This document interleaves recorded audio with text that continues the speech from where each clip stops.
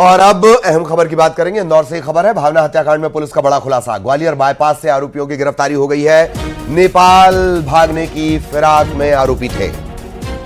शराब पार्टी चल रही थी, विवाद हो गया। विवाद में भावना को गोली मार दी गई। मुकुल ने भावना पर गोली चलाई थी। ग्वालियर बाईपास से पकड़ लिया गया। भावना हत्याकांड में पुलिस का बड़ा खुलासा। विदेश भागने मतलब नेपाल भागने से पहले ही आरोपी अरेस्ट हो गए हैं। शराब पार्टी चल रही थी। इंदौर का पूरा मामला है। ग्वालियर की रहने वाली ये भावना, आंख में उसको गोली लगी थी। इलाज के लिए भर्ती कराया गया, जान नहीं बची।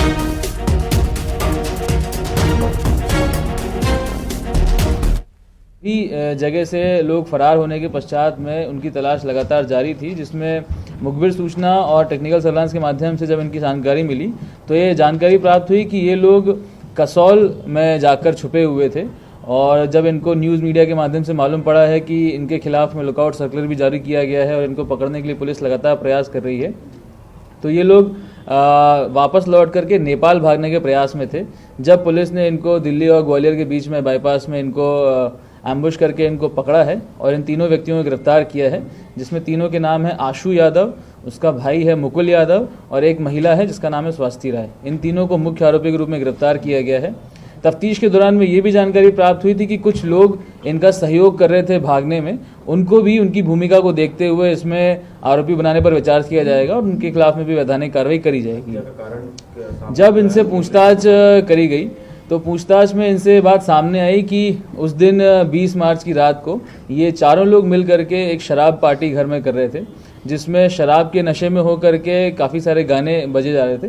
तो गानों की बात को लेकर के कुछ विवाद हुआ, जिसमें आवेश में आकर के मुकुल के द्वारा फायरिंग करी गई थी, जिसमें इस महिला को गोली लगी थी और उसके बाद में उसकी हत्या हो गई। तो ये सीधे पुलिस की प्रेस कॉन्फ्रेंस भी आपने सुनी। क्या कुछ पुलिस ने कहा, कैसे ट्रेस किया गया? मिथिलेश आपको नजर आ रहे होंगे। मिथिलेश, आखिरकार अब तक जो लग रहा है पुलिस के खुलासे और दावे पर अगर भरोसा किया जाए तो आखिरकार एक बड़े केस के आरोपी अरेस्ट हुए। जी ललित, बिल्कुल सही कहा आपने कि और ये बड़ा ही केस था। भावना मर्डर केस के आरोपी लगातार अपनी लोकेशन बदल रहे थे और हत्या करने के बाद में जाके हिमाचल प्रदेश के कसोल में छुप गए थे। इंदौर पुलिस ने गिरफ्तार कर लिया, लेकिन इंदौर पुलिस की पूछताछ में बड़ा खुलासा हुआ।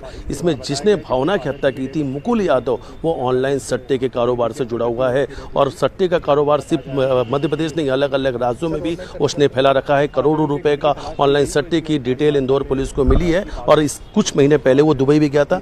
यहाँ के एसीपी आदित्य पटले सर हैं, उनसे बातचीत भी करेंगे कि भावना मर्डर केस को लेकर जो खुलासा हुआ है। सर, भावना की हत्या क्यों हुई, सबसे बड़ा सवाल ये है। देखिए, 28 की रात में जो ये घटनाक्रम हुआ है, उस दिन भावना, स्वास्ति, मुकुल और आशु साथ में पार्टी कर रहे थे। चूँकि उन्होंने भारी मात्रा में शराब पी रखी थी, इसलिए ये कंट्रोल में तो नहीं थे और किसी गाने को लेकर इनके बीच में विवाद उठा और मुकुल के द्वारा वेपन का यूज़ करते हुए भावना के ऊपर गोली चला दी गई थी। हत्या के बाद सर ये कहाँ छुपे हुए थे? हत्या के बाद सबसे पहले ये भोपाल जाके फिर भोपाल से प्राइवेट व्हीकल लेते हुए ये दिल्ली होते हुए कसौल हिमाचल प्रदेश चले गए थे और फिर जहाँ से पुलिस ने उनको एप्रीहेंड किया है। सर, मुकुल का क्या बैकग्राउंड मिला और तलाशी में मकान से क्या क्या चीज़ें मिली? देखिए, जो घटना स्थल था वहाँ पे जब पुलिस द्वारा तलाशी ली गई तो वहाँ पे भारी मात्रा में बैंक की पासबुक्स और ATMs और 30 से अधिक मोबाइल फ़ोन्स मिले हैं, जिससे कि ये स्वाभाविक दिख रहा है, प्रतीत हो रहा है कि ये ऑनलाइन सट्टा वगैरह में और अकाउंट्स के बिजनेस में इन्वॉल्व थे और इस पर एक अलग से वैधानिक कार्रवाई की जा रही है पुलिस द्वारा। सर, कसोल तक पहुँचे कैसे थे हत्या के बाद? ये एक प्राइवेट व्हीकल के द्वारा वहाँ तक पहुँचे थे। वहाँ से। और सर, इसमें भावना का कनेक्शन किससे था? भावना उस दिन किसके कहने पर उस मकान में पहुँची थी? भावना बेसिकली स्वास्ति की फ्रेंड थी। ये ग्वालियर से ही आप फ्रेंड थे एक दूसरे के और भावना चूँकि यहाँ पे ब्यूटिशियन वगैरह का कुछ कोर्स करने आई थी और एक रेंटेड फ्लैट या अपार्टमेंट का भी ढूंढ रही थी ब्रोकर्स के थ्रू। तो हो सकता है कि उस दिन ये रात में स्टे करने के हिसाब से ये इस फ्लैट में आ गई होगी, चूँकि स्वास्ति की फ्रेंड थी और उसी दौरान ये अनफॉर्चुनेट इंसिडेंट हो गया। भावना यहाँ आई कब थी सर? इंदौर कब पहुँची थी? भावना उसके घटना के 2 दिन पहले इंदौर आई थी।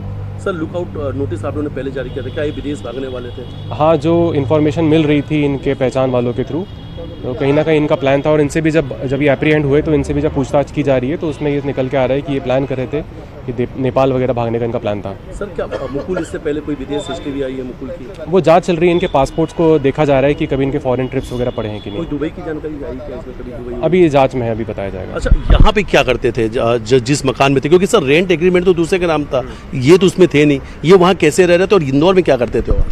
बेसिकली इंदौर में आशु जो है वो टास्कस में काम करता था और यहाँ पे इन्होंने जो रेंट एग्रीमेंट बनाया हुआ है वो 5 अन्य व्यक्तियों के नाम पे था, लेकिन रह यहाँ पे अन्य व्यक्ति रहते तो इसकी भी जांच की जाएगी।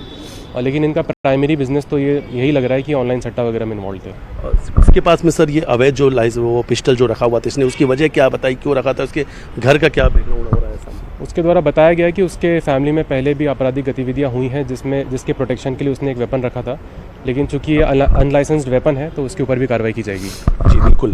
तो इस वक्त हम एसीपी के साथ मौजूद थे, उन्होंने बताया कि ये पूरी घटना आखिर कैसे हुई, लेकिन भावना का हत्यारा पकड़ा जा चुका और भावना को मुकुल ने गोली मारी थी, जिसके बाद भावना की जान चली गई।